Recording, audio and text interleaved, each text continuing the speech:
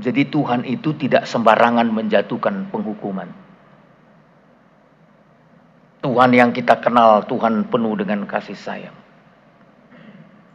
Maka Dia memberikan peringatan-peringatan. Malaikat yang pertama mengingatkan seluruh bangsa, seluruh suku, seluruh bahasa, seluruh kaum di muka bumi ini untuk memperhatikan Injil.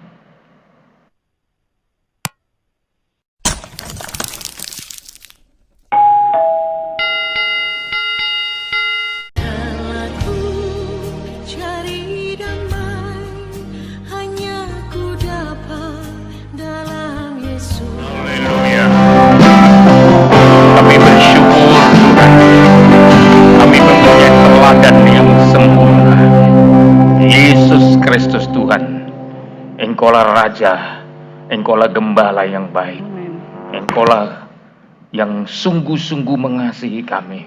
Dengan pengorbanan-Mu di kayu salib, kehidupan kami diselamatkan, kehidupan kami ditolong oleh Tuhan, dan dengan tanda darah kami diperdamaikan dengan Tuhan. Oleh sebab itu Tuhan, kami mengucap syukur sampai sore hari ini kami dapat berkumpul memuji memuliakan Engkau. Terutama kami dapat mendengar firman. Urapi kami, layakkan, kuduskan kami, supaya firman Tuhan dapat mengambil tempat dalam hidup kami. Kami juga menolak pekerjaan setan, kuasa-kuasa yang bukan dari Tuhan adanya. Kami patahkan dalam nama Yesus. Dan kami siap untuk mendengar dengan baik. Dalam nama Tuhan Yesus, kami bersyukur dan berdoa. Bersama kita katakan, amin. Silakan duduk Bapak Ibu Saudara-saudaraku yang kekasih. Saya mengucapkan selamat hari Minggu. Salam sejahtera buat kita sekalian ya. Shalom. Shalom. Ya, kita patut bersyukur. Saya mengucapkan selamat berjumpa dengan seluruh jemaat Tuhan. Dan juga kalau ada yang mungkin baru pertama kali hadir bersama dengan kita dalam ibadah ini, saya juga mengucapkan salam persekutuan kita. Haleluya. Ya, kita patut bersyukur kalau sampai hari ini, sampai detik ini, Tuhan masih memberikan kemurahan demi kemurahan kepada kita. Ya, terutama kita bisa melewati hari-hari yang sulit, ya, di tengah-tengah situasi pandemi COVID-19 ini. Namun saya bersyukur sama Tuhan, sampai hari ini kita dipelihara Tuhan. Sekalipun di antara jemaat Tuhan di Batam ada yang kena, ya, tapi saya percaya sampai hari ini masih ada dalam pembelaan dan pemeliharaan Tuhan, ya.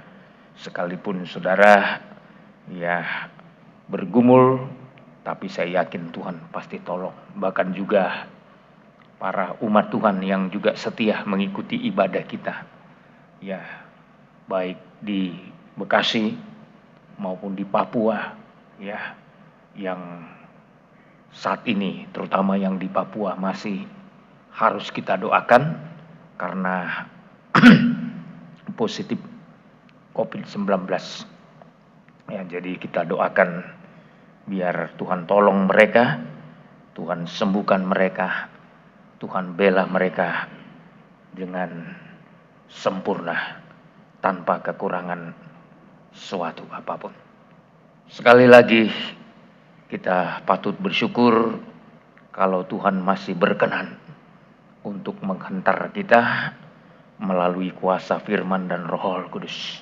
Ya, saya sudah tekankan tujuan khotbah saya dalam tema di mana kita sudah harus berada pada hari-hari kita harus betul-betul mengalami pendamaian dengan Tuhan.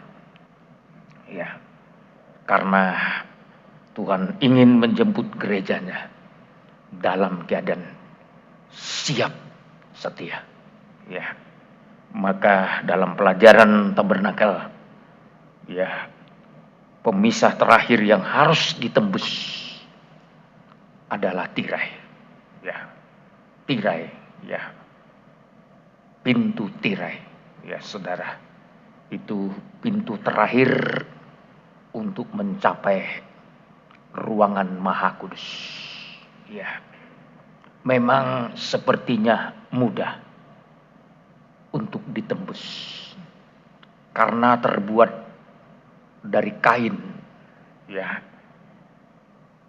Ya, bukan papan ya. Bukan besi. Ya, tapi terbuat dari kain, saudara. Tapi menurut firman Tuhan, tirai ini terbelah dua saat Tuhan Yesus menyerahkan nyawanya di kayu salib. Ya. Walaupun tirai ini terbuat dari kain, andai kata sembarangan orang masuk ke sana, tewas. Ya. Sebab yang bisa masuk ke ruangan itu hanya imam besar. Itu pun sekali setahun. Ya. Imam-imam pun tidak diperkenankan masuk ke sana kecuali imam besar. Ya. Oleh sebab itu saudara, sepertinya mudah, tapi sulit kalau tidak memenuhi firman Tuhan, aturan main dari firman Tuhan. Ya. Dan perjuangan kita, gereja akhir zaman, adalah harus menembus sampai ke belakang tirai ini. Ya. Dan Tuhan Yesus adalah contoh kehidupan yang tembus sampai ke belakang tirai. Ya. Pelabuhan pelayanannya adalah membawa darahnya sendiri untuk tembus sampai ke tirai ini. Ya. Itulah ruang kesempurnaan. Gereja Tuhan sedang berjuang untuk masuk sampai ke sana. Oleh sebab itu, tentu kalau saya dan saudara berada pada zaman akhir ini, perjuangan kita juga sama. Ya. Kita juga sedang menuju sampai ke sana. Ya. Untuk bisa bertemu muka dengan Tuhan. Ya. Tapi saya mengatakan, semakin meningkat kerohanian kita, ya, semakin berat perjuangan kita menuju sampai kepada puncak rencana Tuhan. Tidak mudah, saudara. Bagaikan kita melewati pintu-pintu. Ketika kita belajar tentang pintu gerbang, maka kita masuk ke halaman yang luasnya 5.000 hasta.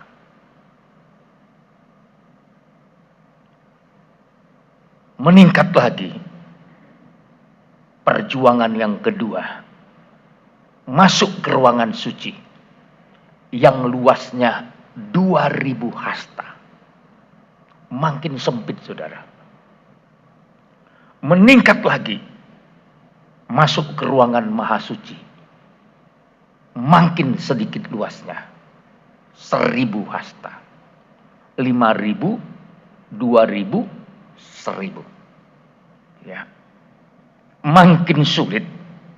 Ya, tapi saya mengatakan kepada jemaat Tuhan, sesulit apapun perjalanan rohani kita, kita harus menang. Amin. Harus menang. Ya. Oleh sebab itu Tuhan Yesus memberikan peringatan. Ya. Dalam Injil Lukas pasal yang ke-13, ya, ayat 23 dimulai. Dan ada seorang yang berkata kepadanya, Tuhan, sedikit sajakah orang yang diselamatkan. Ya, jadi orang bertanya, sedikit sajakah orang yang diselamatkan? Jawab Yesus kepada orang-orang di situ, berjuanglah untuk masuk melalui pintu yang sesak itu. Sebab aku berkata kepadamu, banyak orang akan berusaha untuk masuk, tetapi tidak akan dapat. Banyak orang berusaha untuk masuk, tetapi tidak akan dapat. Kenapa, saudara? Kalau dalam Matius 7 ayat 14, karena sesaklah pintu dan sempitlah jalan yang menuju kepada kehidupan, dan sedikit orang yang mendapatinya. Saya mau katakan, perjalanan untuk mendapatkan keselamatan itu, kita bagaikan harus melewati pintu yang sempit.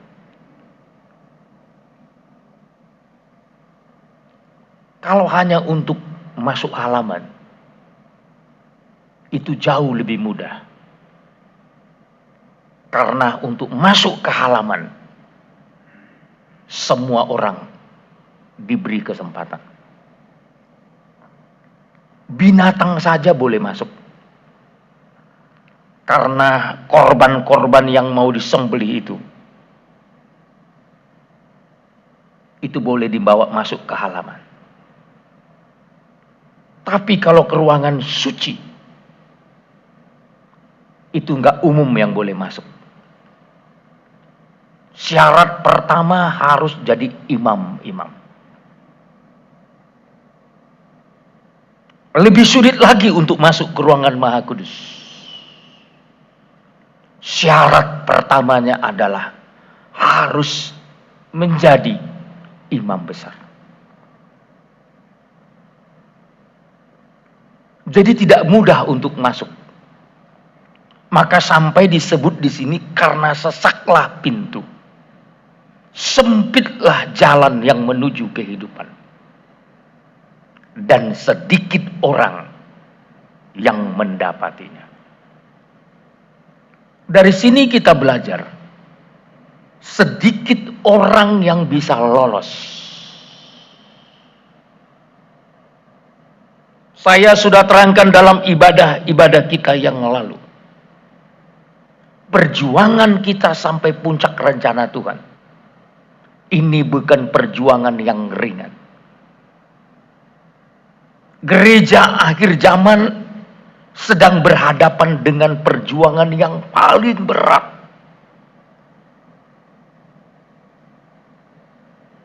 Sebab apa? Sebab kita dipersiapkan untuk hidup sampai Tuhan datang. Hidup sampai Tuhan datang. Ini merupakan perjuangan gereja zaman akhir. Tapi saya mau katakan, hidup sampai Tuhan datang kali yang kedua, bukan sekedar hidup, tapi hidup yang harus menjadi orang-orang yang berkenan kepada Tuhan. Kalau hidup saja, banyak orang nanti akan hidup sampai Tuhan datang. Tapi untuk menjadi hidup berkenan di hadapan Tuhan, ini bukan persoalan mudah untuk ditempuh. Oleh sebab itu, saudara, Tuhan memberikan gambaran. Kita sedang berjuang melewati pintu yang sempit. Persoalan yang terberat bukan soal tidak bisa masuk, tapi persoalan yang terberat, apakah pintu itu masih terbuka untuk kita? kalaupun berat, kalau pintunya masih terbuka, masih ada harapan untuk masuk. Oleh sebab itu, nasihat firman Tuhan, jangan sampai pintu itu tertutup. Injil Lukas 13 ayat 25. Jika tuan rumah telah bangkit dan telah menutup pintu, kamu akan berdiri di luar dan mengetok-ngetok pintu sambil berkata, "Tuan, bukakanlah kami pintu." Dan ia akan menjawab dan berkata kepadamu, "Aku tidak tahu dari mana kamu datang." Suatu pergumulan yang perlu kita perhatikan. Jangan sampai tuan rumah bangkit dan menutup pintu. Jangan sampai pintu kesempatan tertutup. Kalau pintu kesempatan telah tertutup, risiko terfatal adalah ketika kita mengetuk-ngetuk pintu, malah bukan pintu itu akan dibuka. Si tuan rumah akan berkata, "Aku tidak tahu dari mana kamu datang." Dengan kata lain, tidak dikenal oleh si pemilik rumah. Ini adalah gambaran gereja Tuhan yang tertinggal, yang kehilangan kesempatan.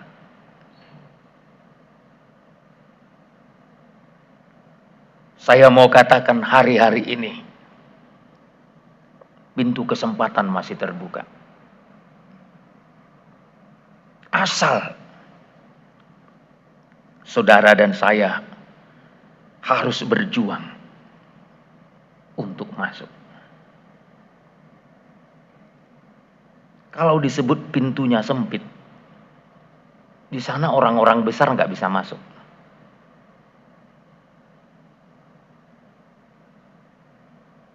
Orang-orang yang bisa masuk adalah orang-orang yang siap menjadi kecil. Orang-orang yang bisa masuk adalah orang-orang yang mau merendahkan diri. Sebab pintunya sempit. Pintu itu hanya terbuka untuk orang-orang kecil.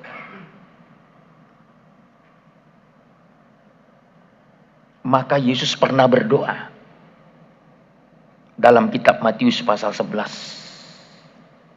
Apa doa Yesus Kristus di sini? Saya melihat sepertinya agak memprihatinkan saudara.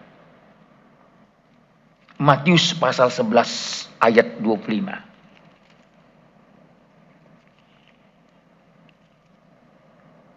Pada waktu itu berkatalah Yesus, "Aku bersyukur kepadamu, Bapa, Tuhan langit dan bumi, karena semuanya itu Engkau sembunyikan bagi orang bijak dan orang pandai, tetapi Engkau nyatakan kepada orang kecil." Yesus berkata kepada Bapaknya, "Bapa, aku bersyukur Engkau menyembunyikan ini kepada orang bijak dan orang pandai." Ini bicara kerajaan sorga, saudara.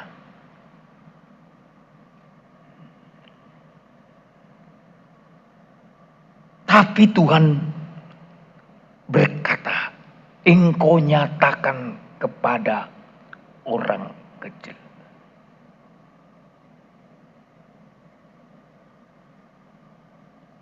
Dan dilanjutkan dengan 26, ya Bapa, itulah yang berkenan kepadamu. Menjadi orang kecil, menjadi orang yang berkenan kepada Tuhan. Jadi untuk masuk ke dalam kerajaan sorga, untuk bisa melewati pintu yang sesak atau pintu yang sempit itu, hanya ada satu cara untuk bisa tembus. Jadi orang kecil. Oleh sebab itu saudara, perjuangan kita menjelang kedatangan Tuhan kali yang kedua ini. Saya seringkali mengatakan, kita sedang berada dalam langkah-langkah terakhir untuk melewati pintu tirai.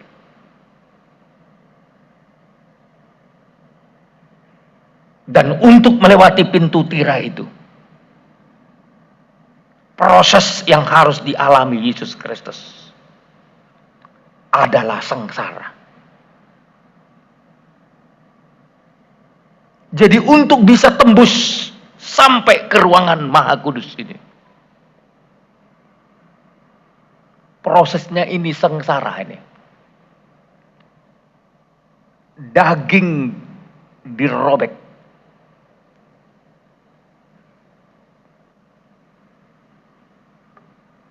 Kesengsaraan itu membawa kita masuk dalam perobekan daging. Jadi kalau daging ini tidak dimatikan, kalau daging ini tidak ditaklukkan melalui sengsara, mustahil kita bisa tembus. Maka saudara, hari-hari ini kita sedang berada pada proses yang sedang diizinkan Tuhan terjadi di tengah-tengah dunia ini. Sebelum kita masuk dalam penghakiman, maka kita telah belajar dari kitab Wahyu. Wahyu pasal 14.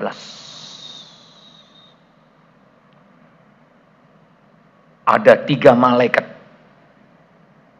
yang memberikan peringatan di tengah-tengah dunia kita ini. Kalau saudara melihat Wahyu 14 ayat 6 perikopnya, di situ mengingatkan kita. Dalam perikop itu disebut pemberitahuan tentang penghakiman. Jadi Tuhan itu tidak sembarangan menjatuhkan penghukuman. Tuhan yang kita kenal, Tuhan penuh dengan kasih sayang. Maka Dia memberikan peringatan-peringatan. Malaikat yang pertama mengingatkan seluruh bangsa, seluruh suku, seluruh bahasa, seluruh kaum di muka bumi ini untuk memperhatikan Injil, untuk memperhatikan firman Tuhan. Kalau di sini disebut Injil yang kekal. Ayat 6, dan aku melihat seorang malaikat lain terbang di tengah-tengah langit, dan padanya ada Injil yang kekal untuk diberitakannya kepada mereka yang diam di atas bumi, kepada semua bangsa dan suku dan bahasa dan kaum. Jadi pertama-tama Tuhan mau memperingatkan seluruh bangsa di dunia ini melalui firman yang disebut Injil. Supaya apa dunia perlu diperingatkan?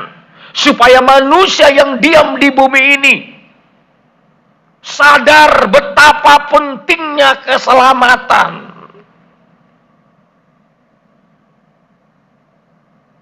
Jadi secara tidak langsung, melalui pemberitaan Injil, melalui pemberitaan firman Tuhan di seluruh dunia, segala bangsa sedang diperingatkan Tuhan.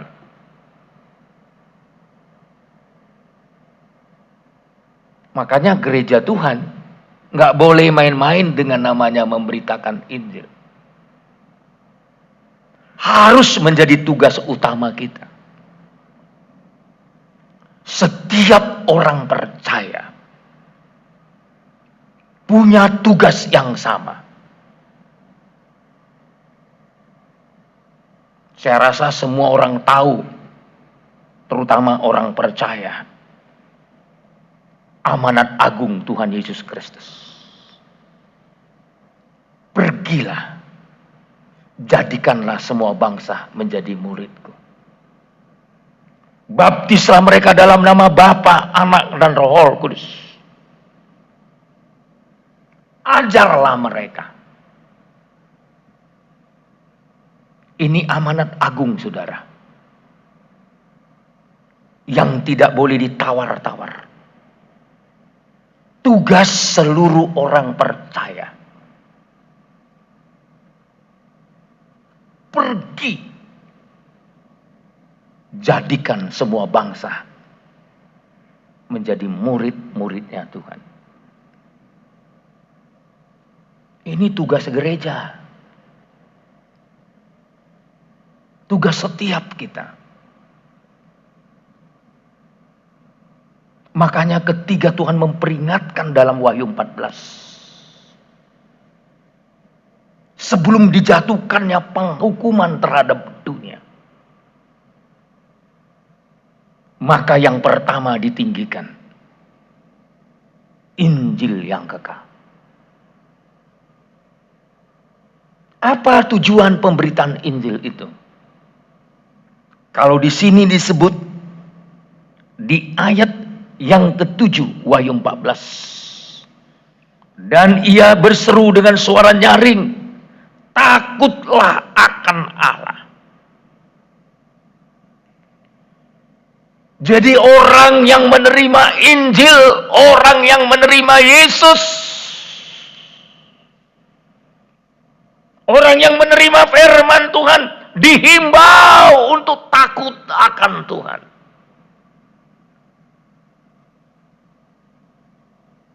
Ini saudara sasaran ya. Jadi kalau orang terima firman Tuhan, sasaran kita menerima firman Tuhan, supaya kita menjadi orang-orang yang takut akan Tuhan. Takut Tuhan.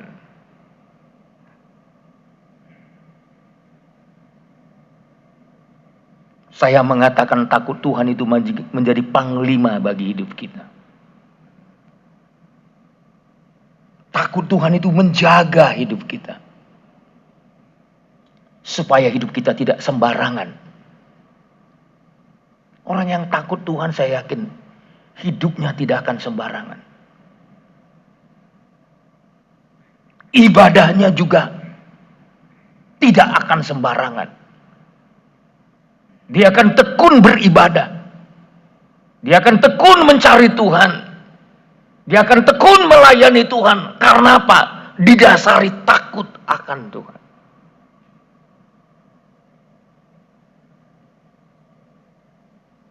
Dengan takut akan Tuhan, saya yakin kita akan menghormati Tuhan.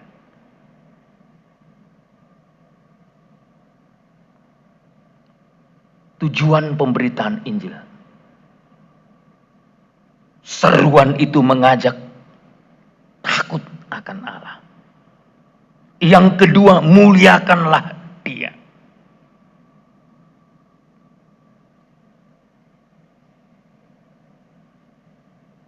Saudara, orang yang terpanggil menjadi orang percaya, sebenarnya terpanggil untuk memuliakan Tuhan.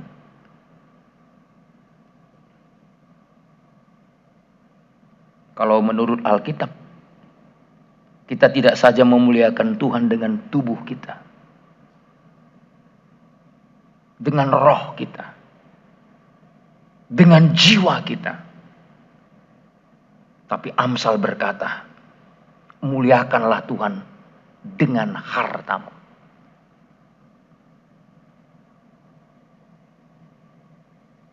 Jadi memuliakan Tuhan menjadi sasaran dari pemberitaan Injil.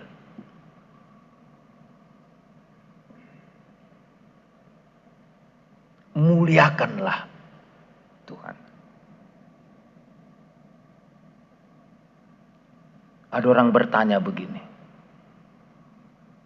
mana lebih mudah? Memuliakan Tuhan dengan tubuh, roh, jiwa, dibanding memuliakan Tuhan dengan harta. Saya mengatakan, lebih sulit memuliakan Tuhan dengan jiwa, roh, dan tubuh dibandingkan hanya dengan harta kita.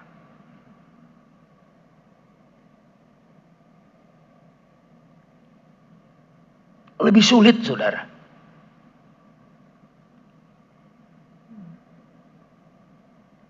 Kalau harta kita dengan mudah kita bisa sumbangkan. Apalagi kalau harta kita sudah berkelebihan. Tapi memuliakan Tuhan dengan roh, jiwa, dan tubuh. Saya punya pengalaman dalam penggembalaan ini, saudara. Ada beberapa jemaat kita dulu waktu miskin.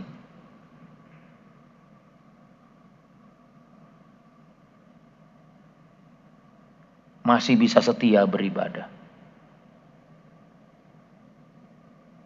Hampir tiap hari bisa bersama dengan saya. Tapi ketika dia sudah mulai bisnis usahanya naik, saudara, dia masih mampu memberikan uangnya kepada saya. Tapi untuk satu kali ibadah, hampir tidak ada waktu. Satu kali 1 bulan pun masuk gereja, hampir tidak ada waktu.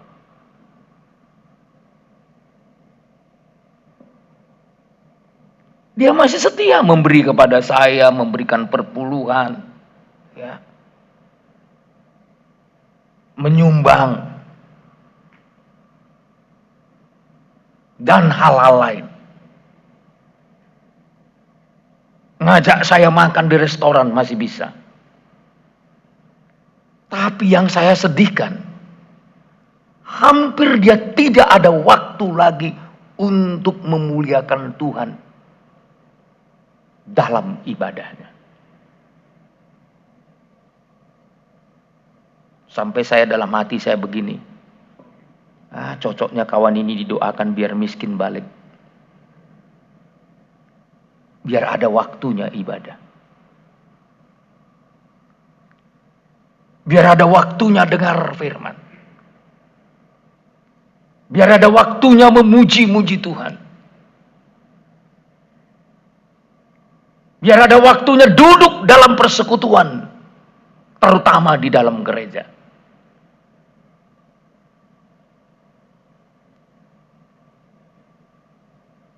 Secara harta dia masih mampu. Tapi lambat laun karena dia sudah kehilangan hidup yang memuliakan Tuhan, mempersembahkan tubuhnya, mempersembahkan jiwanya, mempersembahkan rohnya kepada Tuhan. Pada akhirnya hartanya pun dia tidak mampu lagi berikan kepada Tuhan.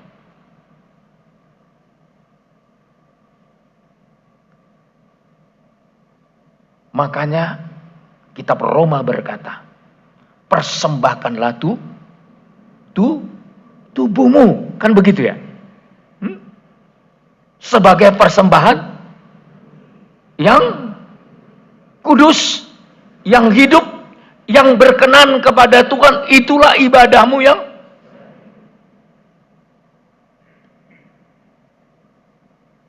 kalau kita gagal mempersembahkan tubuh kita gagal memuliakan Tuhan melalui tubuh kita, melalui jiwa kita, melalui roh kita, maka yang lain pun akan gagal. Tapi Tuhan memberikan peringatan sebelum dunia berada dalam penghakiman. Takutlah akan Tuhan. Muliakanlah Tuhan. Sembahlah Tuhan. Itu sasaran daripada Injil, saudara. Jadi kalau saudara menerima Yesus, menerima Injil, 3 poin ini harus menjadi warna hidup kita.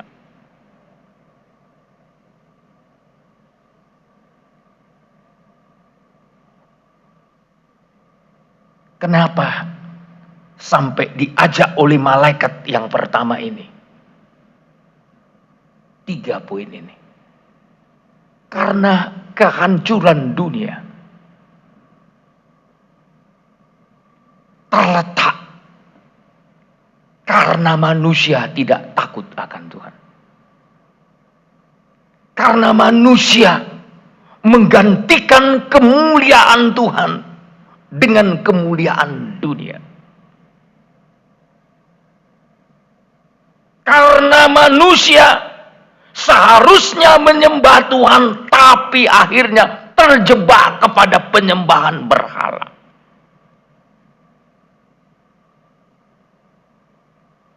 Hari-hari ini setan itu pinter masuk.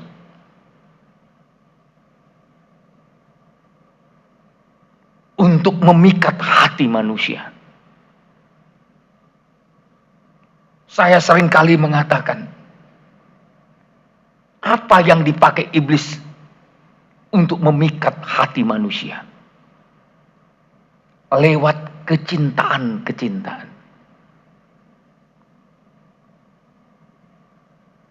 Kecintaan kita terhadap dunia.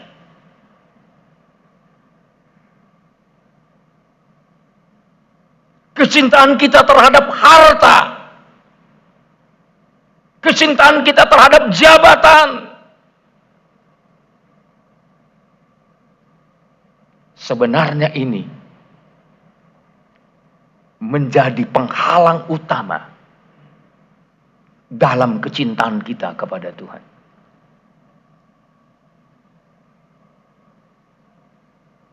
Maka kalau saya ajak saudara nyanyikan itu, sebenarnya saya pun mau menjerit, saudara.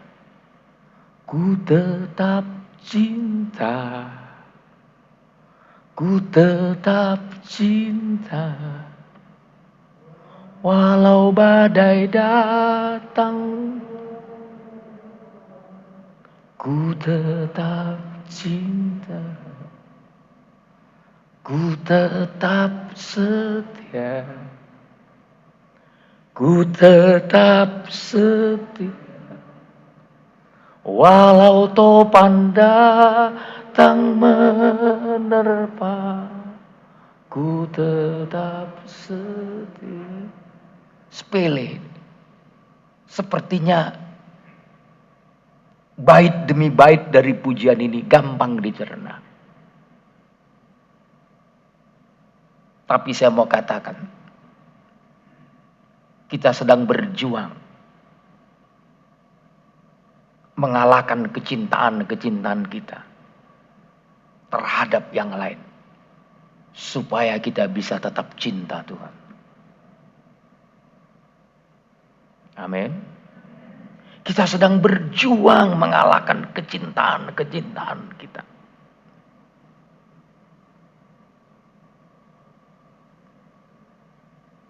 Kita sedang berjuang mengalahkan idola-idola kita. Idol itu sama dengan berhala.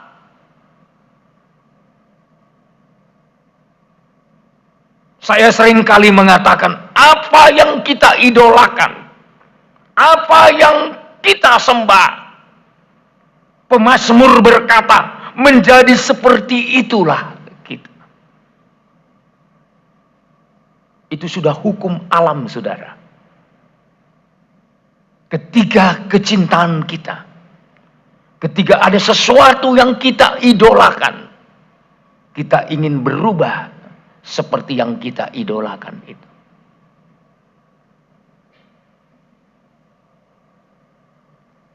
Kalau saudara mengidolakan harta dunia, saudara juga akan ingin berubah menjadi orang kaya.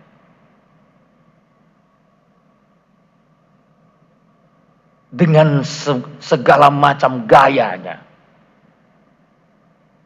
Dengan segala macam penampilannya. Dengan segala macam ambisinya. Kenapa? Karena kita sedang mengidolakan harta dunia ini.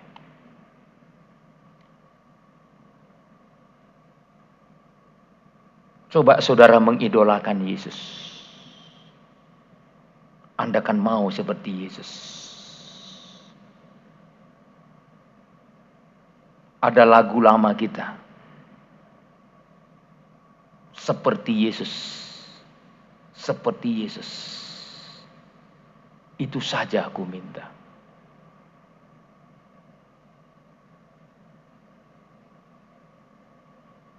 Saya mau iring Yesus.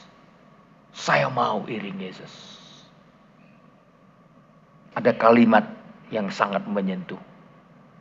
Walaupun saya susah.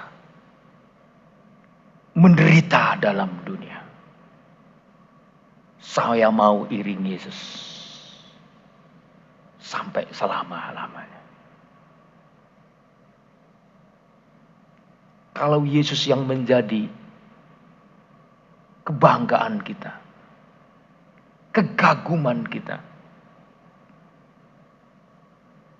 saya yakin kita ingin seperti Yesus. Yesus rela menderita. Kita juga akan rela menderita. Rasanya tidak adil kalau kita mengikut Yesus yang rela menderita. Kalau kita tidak rela menderita.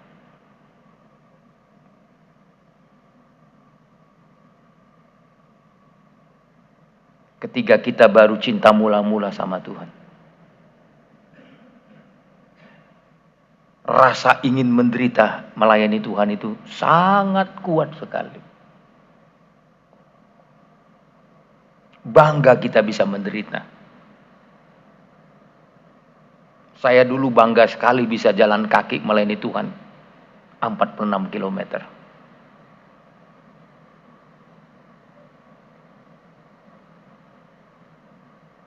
Bukan malah bersungut-sungut. 46 km dari sini kemana itu?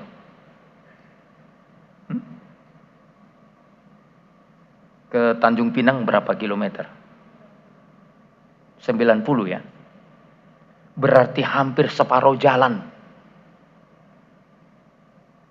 Jadi saya pernah jalan kaki dari Rengat sampai ke Kuala Cinako. Jalan menuju Tembilahan. Itu 46 kilometer.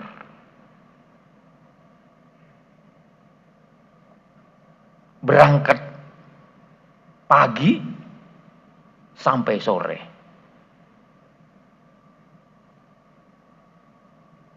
Tapi karena merasa ingin menderita dalam pelayanan ini. Dan itu penderitaan bukan dibuat-buat, saudara. Zaman saya jadi penginjil, hampir nggak pernah punya uang.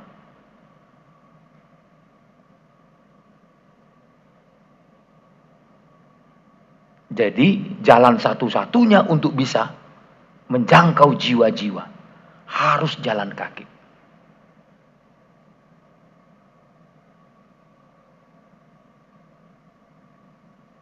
Hampir tidak pernah kenyang makan. Karena lebih banyak puasa dibandingkan hari-hari untuk makan.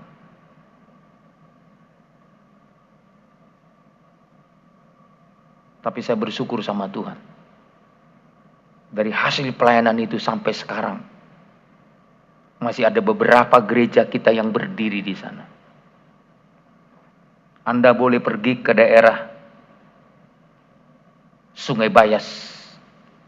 Itu sekitar 34-35 kilometer dari Tembilahan. Sampai hari ini di situ masih ada pelayanan.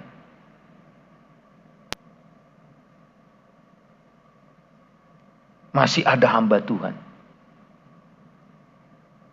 Tetapi sudah berubah generasi.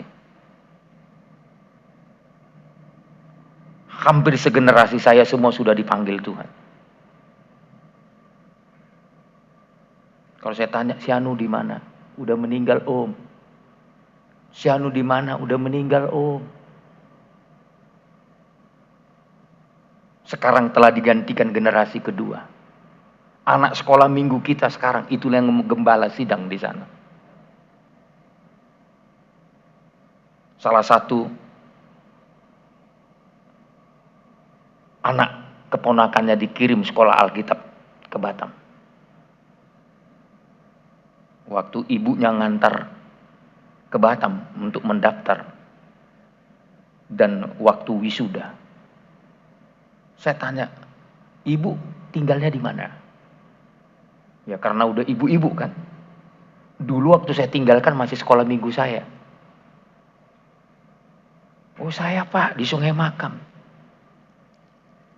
Ibu anaknya siapa? Mulai tanya lagi. Saya anaknya Pak Markus, Pak. Saya tanya, Pak Markus masih hidup? Udah meninggal, Pak. Ibu kenal nggak sama saya? Enggak, Pak. Kenapa, saudara? Karena waktu saya tinggalkan mereka masih sekolah minggu.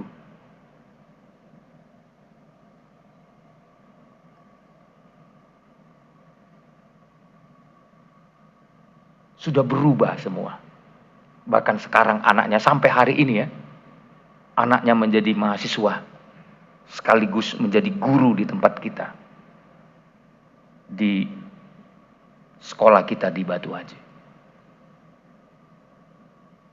Tapi harga yang dibayar untuk menjangkau mereka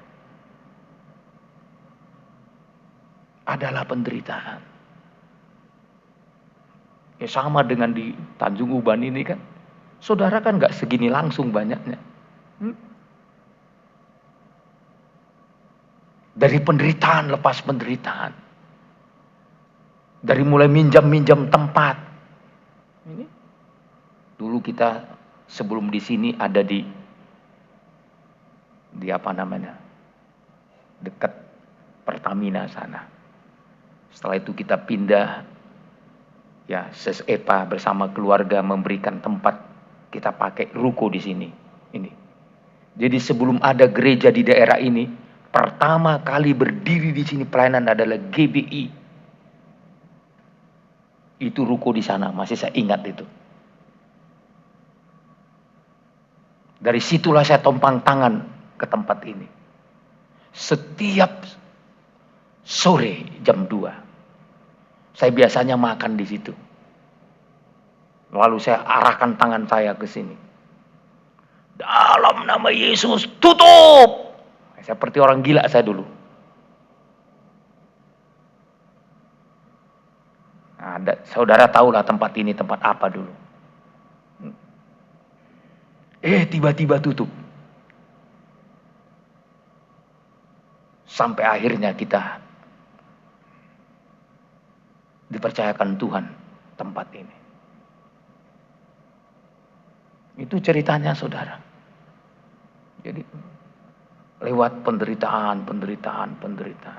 Baru kita pindah ke SD 03. Ya. Prosesnya panjang saudara. Ya. Perjalanannya panjang. Sampai hari ini.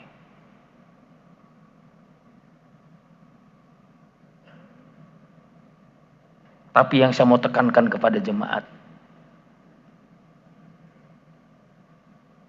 Injil itu punya kekuatan untuk menarik kita takut Tuhan, muliakan Tuhan, menyembah Tuhan. Ini malaikat yang pertama muncul untuk memberitahukan tentang penghakiman. Jadi sebelum dunia dihakimi, sebelum dunia dilemparkan kepada penghakiman, Tuhan ingin menyelamatkan setiap orang yang mau mendengarkan Injil. Maka kalau saudara mengasihi orang lain, beritakanlah Injil. Amin. Kalau saudara mencintai keluargamu, beritakanlah Injil. Kalau saudara mengasihi teman-temanmu, saudara-saudaramu, beritakanlah Injil. Ajaklah mereka untuk takut Tuhan. Ajaklah mereka untuk memuliakan Tuhan. Ajaklah mereka untuk menyembah Tuhan. Meninggalkan semua penyembahan berhala itu.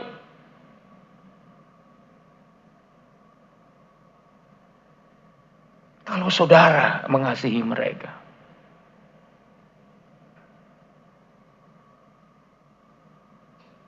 seringkali kita akan berkata, aku mengasihi. Tapi kita tega, tidak memberitahukan jalan keselamatan kepada mereka. Seharusnya ketika kita mulai percaya, kita merasa hidup kita sudah diselamatkan, di dalam hati kita harus ada tekad untuk menyelamatkan orang lain. Berapapun harganya, sesulit apapun tantangannya, sebesar apapun penderitaannya,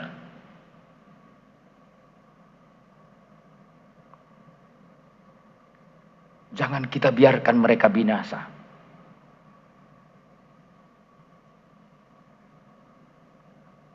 Dan mulai melayani mereka dalam doa. Supaya Tuhan membuka hati mereka untuk menerima firman Tuhan. Ada banyak yang kita tidak bisa menyampaikan kata-kata kepada orang lain. Tapi lewat kuasa doa saudara, akhirnya Tuhan buka pintu. Mungkin kalau saudara yang pulang kampung, Alkitab catat, seorang nabi tidak dihargai di rumahnya, di tempat asalnya. Tapi saudara bisa melayani dengan cara lain di tempat asal saudara. Apa salahnya saudara menunjukkan tempat itu kepada hamba-hamba Tuhan? Atau saudara mendukung hamba-hamba Tuhan yang diutus ke tempat di mana saudara berasal.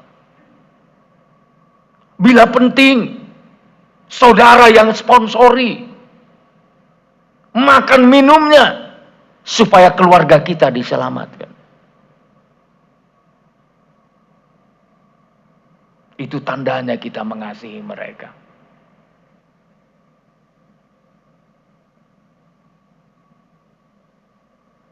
Sebagai bukti kita mengasihi mereka.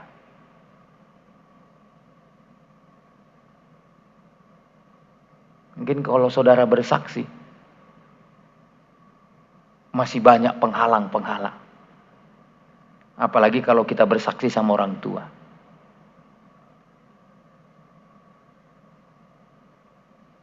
Syukur-syukur kesaksian kita diterima. Tapi biasanya kalau di daerah-daerah tertentu, orang selalu menilai kita di hal jasmani.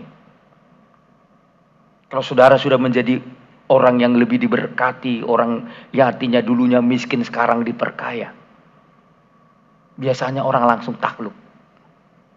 Ada banyak daerah itu masih ditaklukkan dengan hal-hal yang jasmani. Tapi kalau saudara pulang dengan jalan kaki, minta ongkos lagi sama orang tua, mau bersaksi.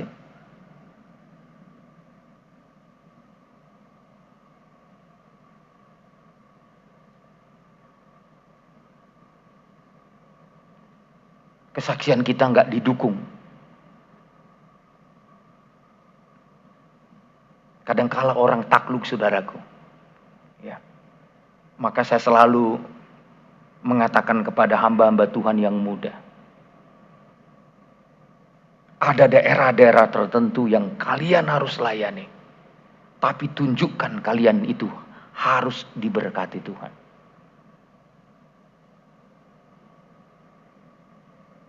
Tunjukkan bahwa kalian itu berada dalam pembelaan dan pemeliharaan Tuhan.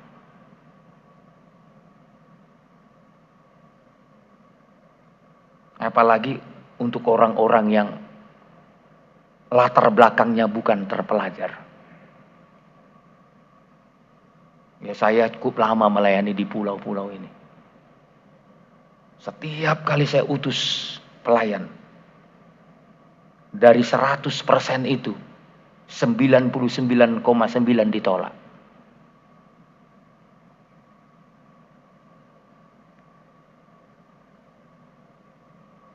Tapi ada pelajaran yang saya dapatkan. Kenapa mereka ditolak? Semua ada hubungannya. Mereka tidak bisa menunjukkan mereka itu lebih diberkati.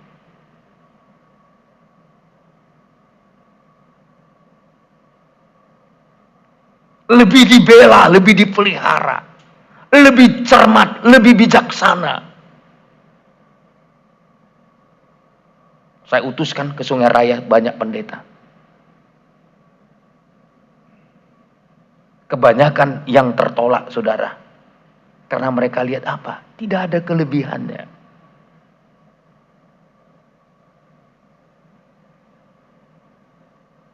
Misalkan soal pelayanan,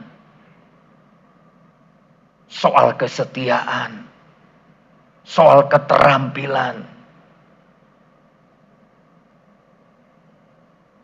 Sampai ada yang bilang sama saya, Om, jangan diutuslah Om yang lebih lelet dari kami. Tahu lelet?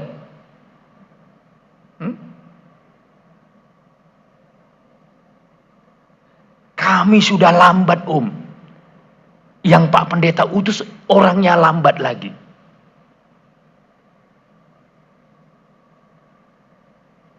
Ini letak persoalannya.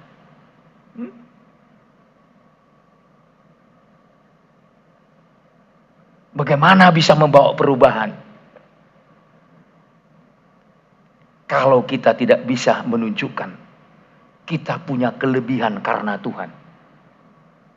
Maka saya minta semua yang latihan di Tanjung Uban ini, baik pengerja, baik mahasiswa yang datang ke sini, kesempatan bagi kita untuk berlatih. Sehingga ketika kita mendedikasikan hidup kita kepada orang lain lihat kita ada kelebihan karena Tuhan. Kita lebih terampil, kita lebih cekatan, kita lebih bertanggung jawab, kita lebih bekerja keras. Seperti Paulus katakan, aku lebih lagi, aku bekerja keras lebih daripada mereka karena kasih karunia Tuhan.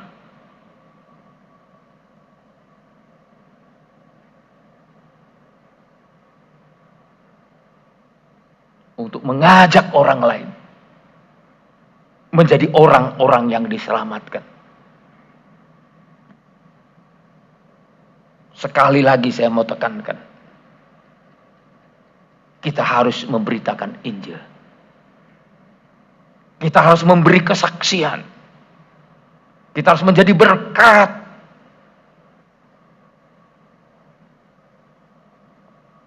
Sebelum dunia dihukum.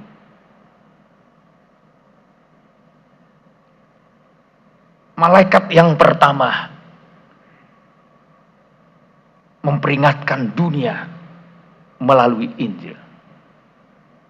Tapi malaikat yang kedua, kalau saudara lihat Wahyu 14 ayat 8. Dan seorang malaikat lain, malaikat kedua, menyusul dia dan berkata, sudah roboh Babel, kota besar itu, yang telah memabukkan segala bangsa dengan anggur hawa nafsu cabulnya. Yang kedua, malaikat yang kedua mengatakan, sudah rubuh Babel.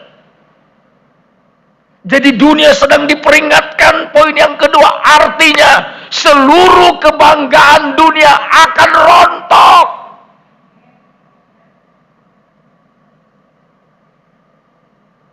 Sebelum Tuhan menjatuhkan penghakiman atas dunia, Tuhan memberikan peringatan yang kedua. Hei manusia, apa yang kau banggakan semua akan rubuh.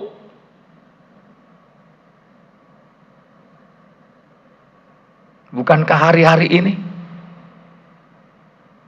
apa yang dibanggakan manusia sedang rontok? Saya mau katakan COVID-19 ini belum begitu berbahaya dibandingkan nubuat kitab Wahyu, yang akan membunuh seperempat penduduk manusia di muka bumi. Tapi sekarang Tuhan hanya masih kasih pelajaran kecil. Supaya apa? Manusia berubah dari segala kebanggaan-kebanggaannya.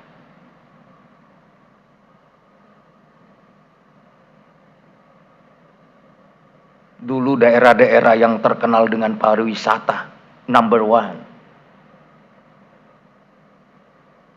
hampir susah kita beli rumah pun di sana.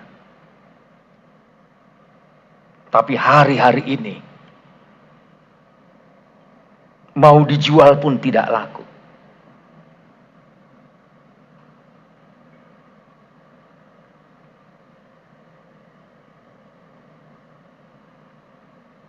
Coba lihat kondisi hari-hari ini. Dunia bisnis pun lesu. Dari mulai pariwisata sampai ke industri, perdagangan, sekarang ini sedang mengalami kemerosotan.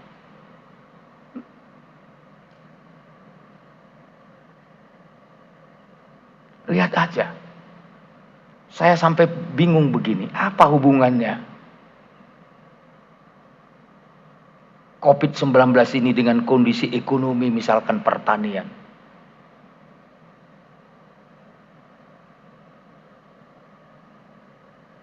Seharusnya kan naik harga. Tapi saudara, karena daya beli orang tidak ada, daya beli nggak ada. Aturannya makan enak, nggak makan enak lagi. Akhirnya semua mengalami kemerosotan.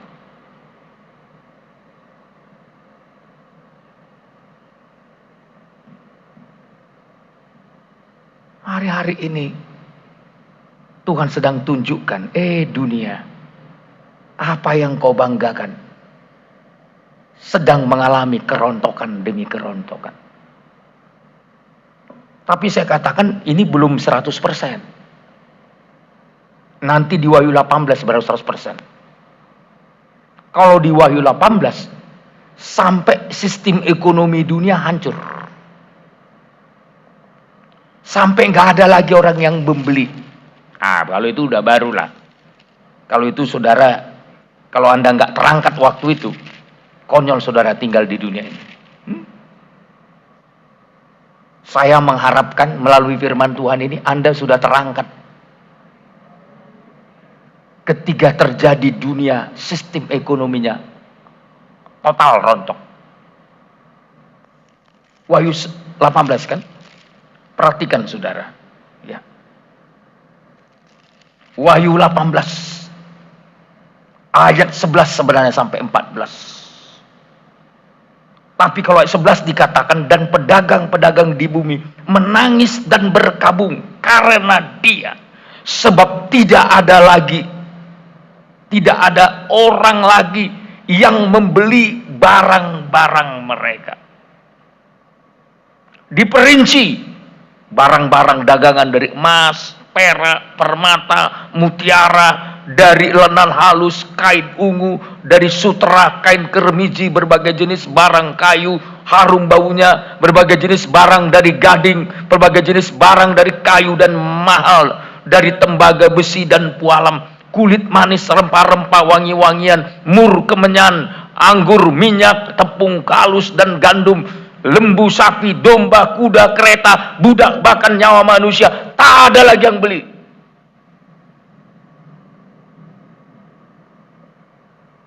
Kalau ini namanya sistem ekonomi dunia rontok udah. Sampai nggak ada lagi yang membeli. Minyak, tepung, gandum. Berarti nggak ada lagi beli beras, saudara. Jadi nggak ada gunanya pada waktu itu tanam padi lagi. Kawan-kawan yang bisnis sawit nggak ada gunanya lagi karena minyak sawit nggak laku nanti.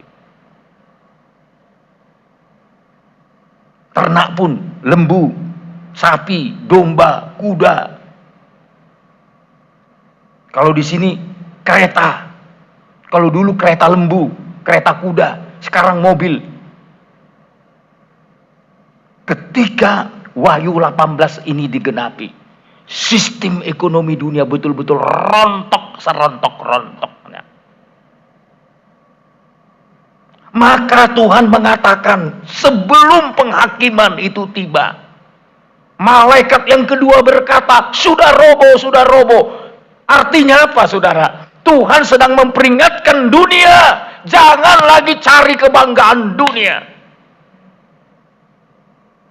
Cari perkenanan Tuhan. Cari kemuliaan Tuhan. Cari kedekatan dengan Tuhan.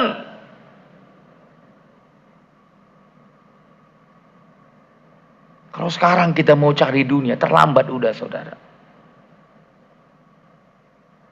Bukan artinya saudara berhenti bekerja, tidak. Silakan bekerja. Bukan artinya saudara tidak butuh berkat Tuhan. Silakan Anda diberkati. Tapi pakai berkat-berkat yang kau terima untuk mencari kemuliaan Tuhan. Untuk mencari perkenanan Tuhan. Pakai berkat-berkat Tuhan ini untuk membuat kita bisa lebih sungguh melayani dan beribadah. Ini hari-hari ini yang perlu menjadi perjuangan kita.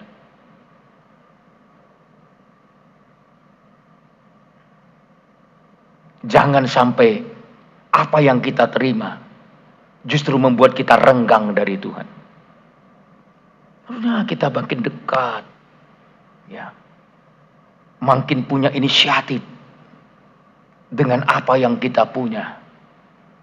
Kita pakai untuk alat kemuliaan bagi nama Tuhan. Maka saya selalu menghimbau, di tengah-tengah pelayanan kita yang sulit ini, Tuhan masih izinkan kita boleh melayani Tuhan. Ya. Bahkan andai kata Tuhan masih berikan kesempatan, kita masih akan merintis beberapa pelayanan yang segera terbuka. Karena ladang sudah menunggu. Sebenarnya banyak jiwa yang membutuhkan. Tapi sekarang, apakah kita rela diutus oleh Tuhan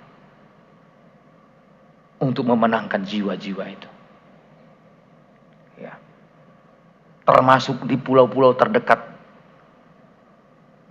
Ada banyak pelayanan menunggu. tapi membutuhkan perjuangan berat, membutuhkan pengorbanan. Maka saya selalu mengatakan orang-orang yang mau diutus itu harus membekali diri dengan kemauan, dengan kerelaan.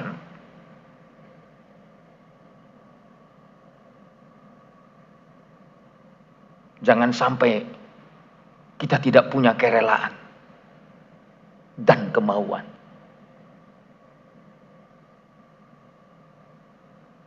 Terutama kerelaan menderita demi jiwa-jiwa dimenangkan.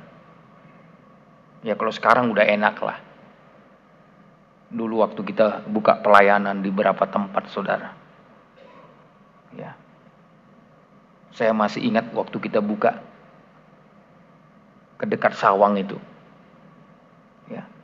Tidur pun tidur saja, tidak ada tempat kecuali nompak.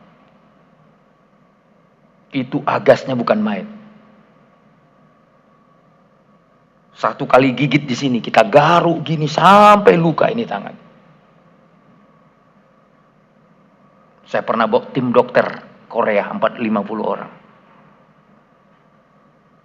Mereka anggap remeh, nggak apa-apa katanya.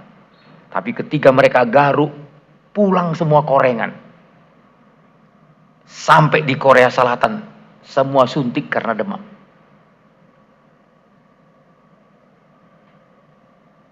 Kenapa saudara? Karena dulu kita memang tinggalnya nompang itu nggak mampu sewa rumah.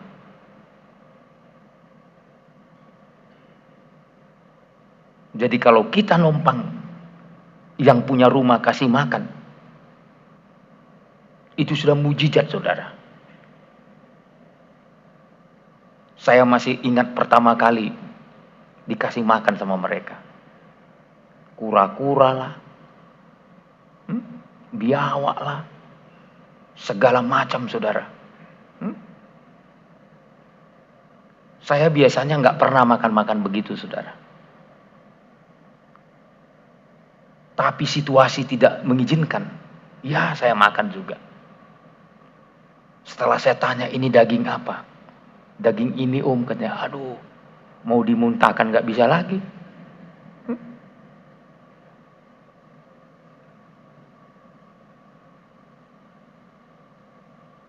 Sampai akhirnya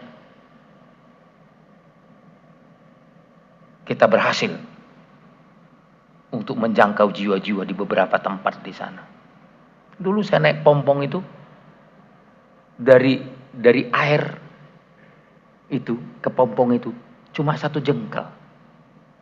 Kalau datang ombak kita basah saudara.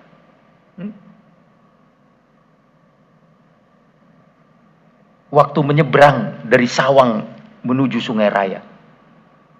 Itu kalau udah musim gelombang, saya tidak bisa lewat, saudara. Terpaksa putar balik. Gak jadi berangkat. Apalagi kalau itu udah angin utara. Tapi saudara, semangat kita melayani Tuhan. Semangat memenangkan jiwa. Baik orang-orang yang saya ajak ke sana dulu masih semangat. Sekarang kalau saya suruh ke sana langsung buka bemo. Mau kemana? Ke sana. Jangan ke situ lah Pak. Jadi mau kemana kamu? Tempat lain lah. Oh kalau gitu pulang aja ke sorga. Kalau nggak mau melayani di bumi langsung aja pergi ke sorga.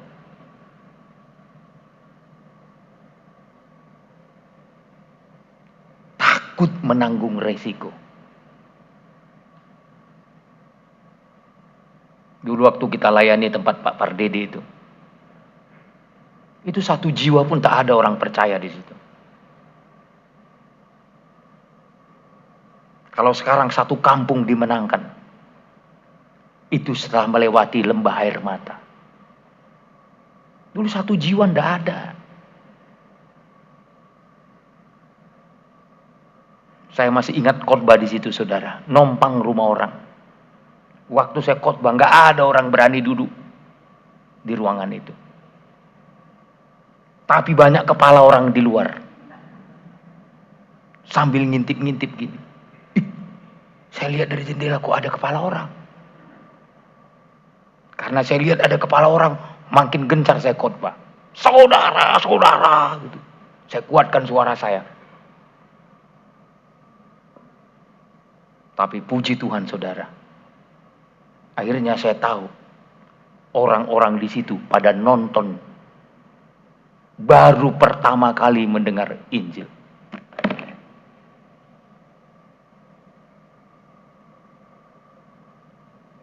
Di malam kedua, mereka sudah ada yang datang untuk duduk. Hari ketiga saya di situ, yang punya rumah berkata, suaminya berkata kepada saya, "Pak, biarlah istriku sama anakku semua ikut kalian, tapi aku belum."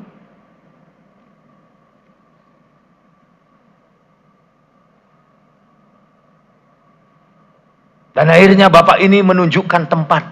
Itulah gereja Sipardede sekarang. Kalau bapak mau bangun gereja, bangunlah di situ. Langsung saya pulang ke Batam.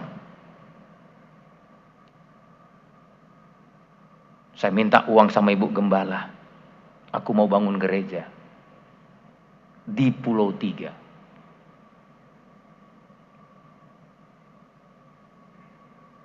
Untuk membeli kayu 2 ton. Saya bawa Pak Galingging. Saya bawa Pak Siregar. Saya bawa Pak Silalahi, kalau masih ingat Pak Utap ya.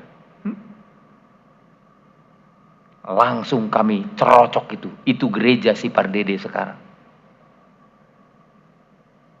Akhirnya saudara tahu, bisa kita katakan hampir kampung itu sudah mendengar Injil. Sebagian besar itu menjadi jemaat di sana. Tapi ada air mata. Saya dengar Pak Pardede mengatakan, "Pak, kalau nggak COVID-19 ini kita mau bangun satu lagi di sana. Tapi untuk berjuang ke sana, kita perlu sepeda motor trail. Nanti kalau ada jemaat di sini yang mau berkorban, boleh. Kita mau beli trail 1. Bukan untuk saya. Ya. Kalau saudara digerakkan Tuhan, saudara boleh memberikan. Terserah saudara berapa yang digerakkan Tuhan. Supaya setelah ini kita bisa utus pelayanan ke sana. Tapi membutuhkan trail. Kalau itu motor-motor bebek nggak boleh saudara. Bisa-bisa nanti Pak Pardede nggak pulang. Karena terpuruk saudara. Karena jalannya tidak mendukung. Ya. Sampai saya bilang, saya tawarin dia. Kalau motor saya itu gimana? Bisa nggak? Model kayak gitu. Itu baru saya beli loh. Nggak bisa Pak, harus trail katanya. Ya. Ada banyak daerah lagi. Tapi saya mau tekankan, Tuhan memperingatkan dunia segala bangsa. Hari-hari ini Tuhan sedang mengingatkan. Berhenti mencari kebanggaan dunia. Berhenti. Coba lihat sekarang. Mau kemana manusia? Ada uang. Naik pesawat terbatas. Negara mana yang terbuka? Hampir tidak ada. Ya. Singapura aja yang paling dekat dengan kita. Kita tidak bisa ke sana, mereka tidak bisa kemari. Makanya teman-teman kita nggak bisa mengunjungi kita. Filipina sampai hari ini masih mengalami lockdown. Saya juga nggak bisa KKR ke sana. Australia juga. Afrika juga. Seharusnya saya udah di Afrika sekarang. Semua terhenti. Kalau tidak salah saya bulan ini saya ke Eropa. Kalau menurut schedule saudara. Semua terhenti. Semua kenapa? Tuhan sedang mengingatkan dunia. Apa yang menjadi kebanggaan dunia, stop sementara waktu.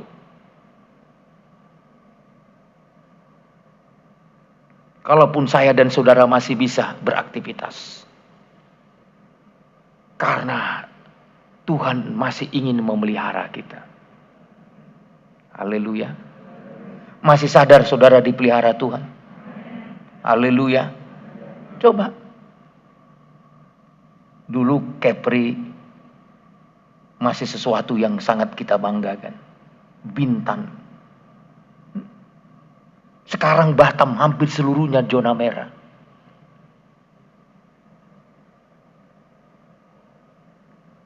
Kadang-kadang saya tidak tahu lagi, masih adakah virus itu atau enggak.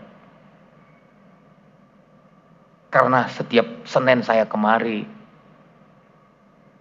Minggu seperti ini kemari. Ya. Karena enggak nampak virus itu, saudara. Beberapa hari lalu jemaat kita melapor ke kantor bahwa dia kena COVID-19. Saya hanya bisa menaruhkan hidupnya ke dalam tangan Tuhan. Saya pun gak bisa besuk.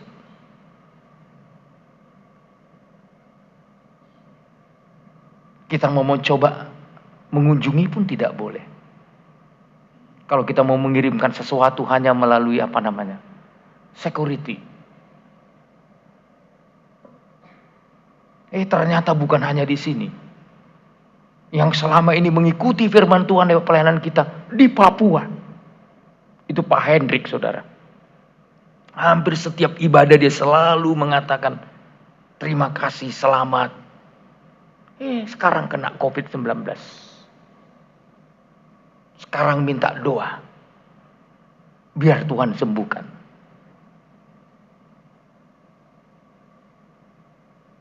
Demikian juga saudara-saudara kita yang lain. Ya. Tadi saya baca sebentar artikel. Kalau orang terinfeksi virus ini, walaupun sudah sembuh katanya. Itu menurut artikel yang saya baca tadi.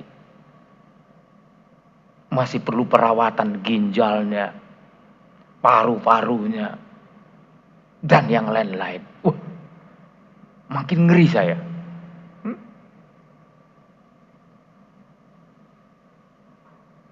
Tapi saudara, apa tujuan Tuhan? Kenapa diizinkan Tuhan ini semua terjadi? Tuhan sedang memperingatkan seluruh dunia. Mari. Semua kita berbalik kepada Tuhan. Semua kita harus cari Tuhan. Semua kita harus mendekatkan diri kepada Tuhan. Kebanggaan kita hanya satu. Yesus Kristus Tuhan dan Gembala kita yang terbaik. Amin. Dialah pembela kita, dialah pemelihara kita, dialah kebanggaan kita.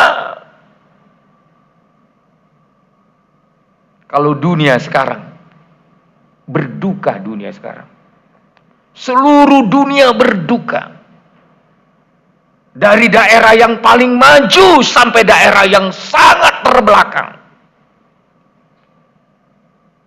Ketika saya dikirimin berita di Afrika, tempat pelayanan kita di Afrika, baik di Kenya, semua mengalami hal yang sama seperti kita ini.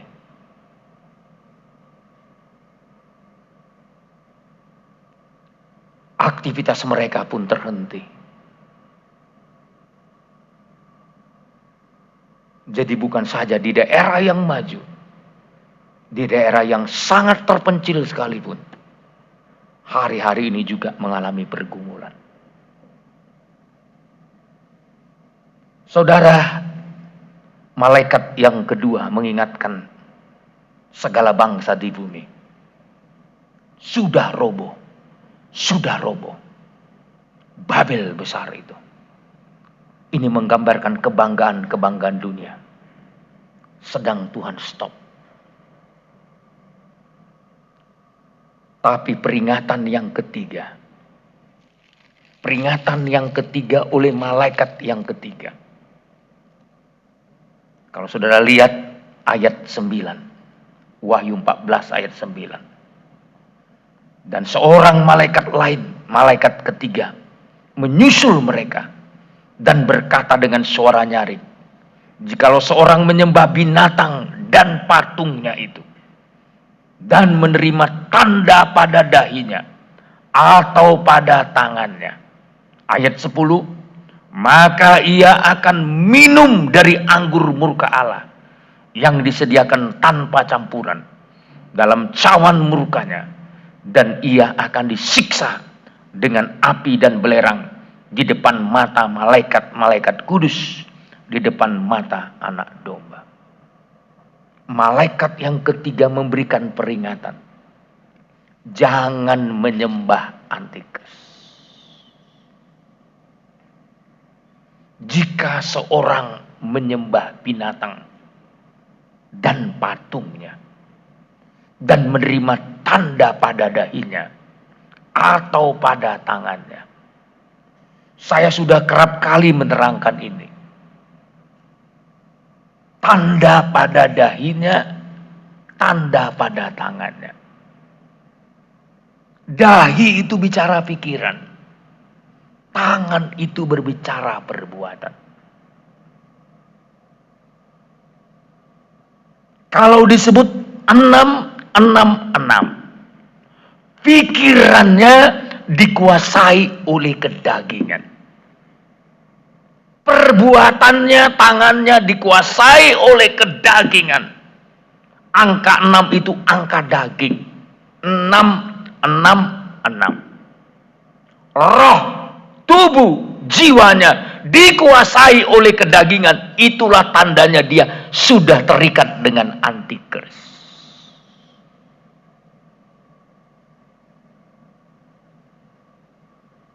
666. Daging. Kehidupan yang dikuasai oleh kedagingan.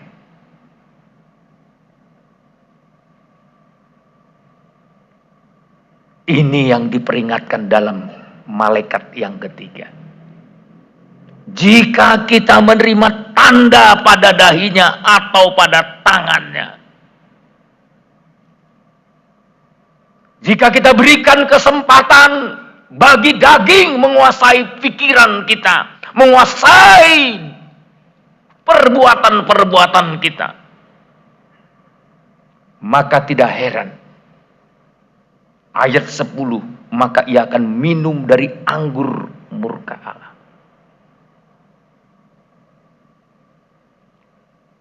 Peringatan yang ketiga, jangan sampai saudara kena antikris.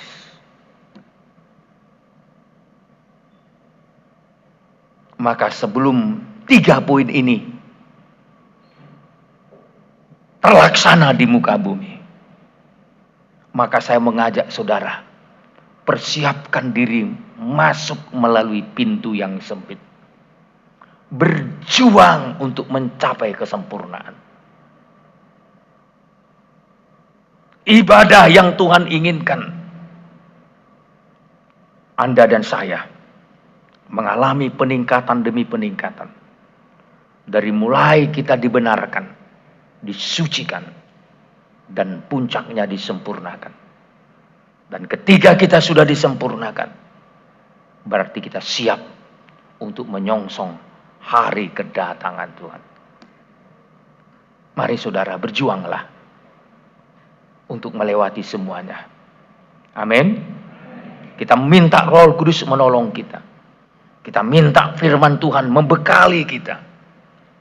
Dan kita minta kasih Tuhan melimpah di hati kita. Supaya kita menang melewati semuanya. Karena kita mau terima perjamuan kudus. Sudah disiapkan perjamuan kudusnya? Ada ya? Ada. Ya. Maka saya akhiri pemberitaan firman Tuhan sampai di sini. Kita mohon kemurahan Tuhan. Oleh kuasa tubuh dan darah, ada kemenangan bersama dengan Engkau. Iblis dipatahkan kuasanya. Sakit penyakit dihancurkan. Terima kasih Tuhan. Ada kemenangan bersama Kristus. Amin. Itu yang kami butuhkan hari-hari ini. menang bersama Tuhan. Amin. Terima kasih Tuhan buat kesempatan sore ini mendengar firman-Mu, beribadah, memuji, menyembah, berkorban. Bahkan juga kami sudah menikmati perjamuan kudus. Berkatilah kami semua. Dan seluruh jemaat saya pertaruhkan dalam tangan Tuhan. Peliharakan mereka siang dan malam. Seluruh aktivitas mereka ada dalam perhatian. Pelayanan ini, ibadah ini hamba pertaruhkan dalam tangan Tuhan. Hamba juga berdoa bersama jemaat, mohon kemurahan-Mu. Saudara-saudari kami yang kena COVID-19, baik yang ada di Batam maupun di Papua maupun di Bekasi, di Jakarta, semua berada dalam perhatian Tuhan. Kami yakin apabila swab dilakukan akan terjadi mujizat. Akan kembali negatif. Sebab Tuhan tidak pernah meninggalkan. Bahkan kami berdoa untuk Indonesia yang kami cintai, khususnya untuk Tanjung Uban, Kabupaten Bintang, Provinsi Kepri, berada pada perhatian Tuhan. Semua jemaat-Mu supaya tidak terintimidasi dengan roh ketakutan, tapi berikan mereka keberanian percaya. Terima kasih Tuhan. Sekali lagi aku serahkan mereka dalam tangan Tuhan. Berkati pekerjaan umat-Mu yang bekerja di Tanjung Uban, di luar Tanjung Uban, bahkan di luar negeri sekalipun. Tuhan peliharakan mereka. Kalau ada yang macet, buka jalan. Seluruh persembahan jemaat balaskan berlipat-lipat kali. Terima kasih Bapak. Sekali lagi kalau kami tinggalkan tempat ini, kami pulang dengan damai sejahtera dari Tuhan. Saudara-saudaraku yang kekasih, arahkan hatimu ke sorga. Terimalah berkat Tuhan, kasih karunia dari Tuhan Yesus Kristus, cinta kasih daripada Bapa Sorgawi, penyertaan dari kuat kuasa Roh Kudus ada menyertai, memberkati saya dan saudara sekarang dan sampai selama-lamanya.